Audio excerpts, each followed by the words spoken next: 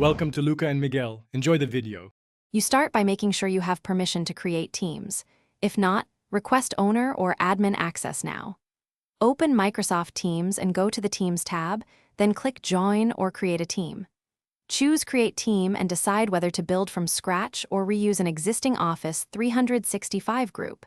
This affects members and permissions. Once done, pick private or public to control access, name the team clearly, and add a short description explaining its purpose. Next, create channels to organize work by topic, project, or function. Select the team, choose More Options, and add channel. Name it with a clear prefix or date to keep order. Set privacy to standard for everyone or private for a subset, and pick whether it's a regular or shared channel. This affects visibility across tenants.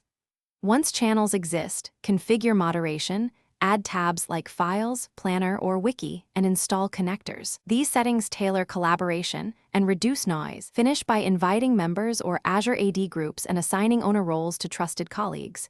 Invitations can include guests for external partners. Make sure channel permissions and team settings match your compliance and sharing needs, and pin essential tabs for quick access. If something breaks, first confirm tenant policies aren't blocking creation. Then verify membership sync and client cache, clear cache, or sign out/in. If channel visibility or permissions still fail, escalate to your IT admin with screenshots and exact steps to reproduce the issue. Thanks for watching and please subscribe. It's the best investment you'll ever make.